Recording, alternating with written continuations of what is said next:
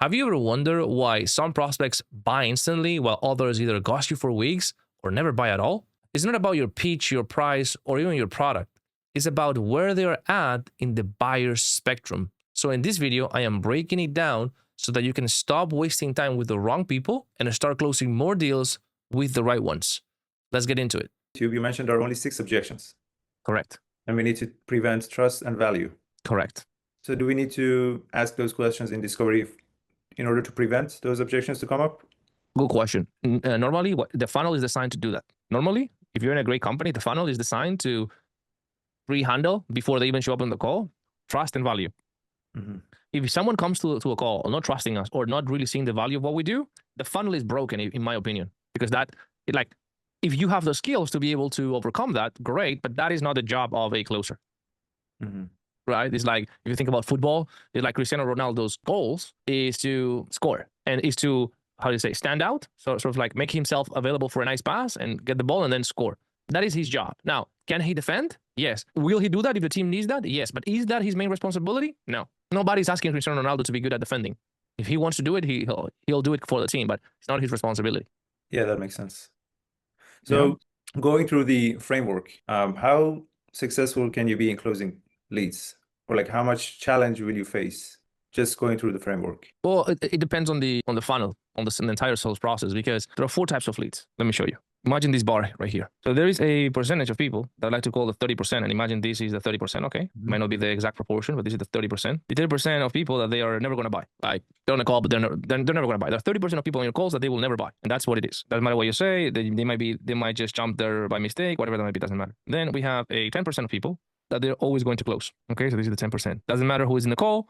Doesn't matter the skills, they're always going to close. They came to the call already closed. And this is kind of like arbitrary numbers, okay? It's not like, this is not backed up by science or anything. This is just in my experience and, the closers' experience and the mentors that I've worked with. All of them share the same perspective. There is like 10% that will always close. There is 30% that will never close. And the reason why this is important is because if the closers are closing 90%, that means they're leaving money on the table. That means they're overqualifying. If everything that hops on a call closes, means that you are qualifying too much. So you're leaving money on the table. And then we have these 60% here, 60% that we call it the gray zone or the gray area. And this gray zone is the area that is going to all come down to the skill level of the closer that's on the call. So if you, for whatever reason, you make it to a call, you make it to an offer, out of 10 deals, you're going to close 1, even having like, I don't know, like Grant Cardone script or Dan Locke script, like you're going to close because you have, there are people that are already ready. The only thing you need to do is just not mess things up. That's it. But then we have the first layer. And the first layer is when you get to that 20%, right? When you just kind of like, boom, now you know how to capitalize on this bit right here. So now you get, this is a 10% gain. Now you start closing at 10%. Then there's another percentage here, boom, where you just get another 10%. And now you have another 10% gain. And then as we go into this direction, so to say, that is closer to the nose, it becomes more difficult. It's almost like a spectrum of color, right? Like if we were to paint it within a spectrum, it would be like whatever, right? Which is like, not sure if you can see the colors, but it's almost like this area here with this greenish color is people that they want to join. Like they truly want to join. It's not that we need to do all this sorts of jujitsu or anything. It's like they are there wanting to be guided, wanting to find a way. They just don't know. They might be very uncertain, but their natural inclination is to make things happen, right? Oftentimes, like this is just, you can just get to this 10% extra gain by simply just being present on the call, really radiating a good energy, and the people kind of like buying off of your conviction. Then, and this is just me saying in general things, okay? It's just to give you an idea. Then this 10% is more you knowing how to handle logistical objections and basic problem solving, and you now know how to put people in the buying state, even if they give you some red flags and whatnot. But then this giant bit here is more for all those that are very, very fearful. They have like limiting beliefs and things like that. And now you start learning how to reframe beliefs, how to crumble beliefs and build new beliefs and inspire people, right? Because like, look, 10, 20, 30, 40, 50, like that's still 40, 50%. It's a lot. It's a lot of close ratio, right? And then this last bit here is kind of like the 1% of the 1%, like the legends of the legends. Here's where you get like the big no's, like, no, this is not for me. I'm not going to do this. Or the people that they are on the verge of completely giving up. So these are like much, much more difficult right here. Just so you know. Yeah.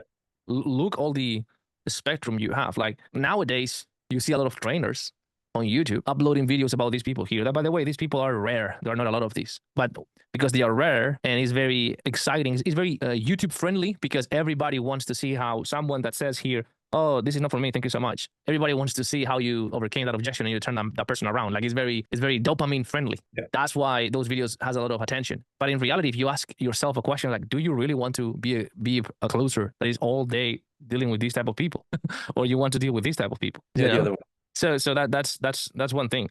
So that's why it's like always kind of like question what you see on social media, because what you see on social media, most of it is the small percentage because it's the most easy to sell. It's like, yeah, it's sexy. Yeah, everybody wants to watch it. I click it myself, you know. But man, like that's not the reality. You know, that is not the typical environment of a closer. Typical environment of a closer is this and this, you know, and then sometimes, yeah, this or something like this. This is going to be all based on the funnel. Going back to your question, you know, it's going to be based on the funnel. The better the funnel is, the overall sales process is, the more you're going to be in this area. If you hop on a call and all you're dealing is with people here, that's a red flag for me. That's a freaking tremendous red flag because it's just like you don't have any marketing. Like people are coming to the calls not trusting the brand. People are coming to the calls not knowing what the value of the brand is, what it is that we do. Like how come? You know what I mean? This is like when people enter a Rolex store, they know what exact Rolex they want. They know what models they are attracted. Like nobody's going to stumble upon the Rolex desk by accident. Do you know what I mean? So even though what you have access to in this program is all of these, you know, like you have the framework, so you have everything. Really, what we're focusing on is this bit right here. Or even if you want like some of these people, but again, this is the majority. In fact, I can show you calls, recent calls that I'm doing for this client, and man, like these are most of them are objection-less closes. And if I have a resistance point or something, in most cases, it's just logistical. So it's usually like the green area. It's not as difficult because in my mind, they're going to throw you so many different objections and it's going to be a difficult call, like all of them. Yeah. So the best way to think about this is like, if you're hopping on these calls and you are feeling that you need to convince them, you need to convince them, or you need to do the work. This is very simple. If you feel you need to do the work for them to join, something is off. Like it shouldn't be that way. Like they should be doing all the work to join. And then if you don't know what is off, then you can come to me and we can explore it, because it can be us. We are making it more difficult with our state, with our beliefs, with our lack of skill. Or no, we're doing everything perfect. Is the freaking funnel. Like the funnel is detrimental to the, like it's hurting the business. Yeah. For example, before joining my last offer as an SDR, I thought talking with CEOs and entrepreneurs in US is going to be very difficult for me. But when I did it, I could hold conversations with them for like half an hour, 20 minutes, and it went really smooth. And they did all the talking. I just asked them questions. So they gave me all the information that I was looking for. And then I realized maybe it's not that difficult. It's not as difficult as I put it in my mind. Exactly. A lot of the times we just, it's a story we tell ourselves. So we need to be very careful about the stories that we play in our head.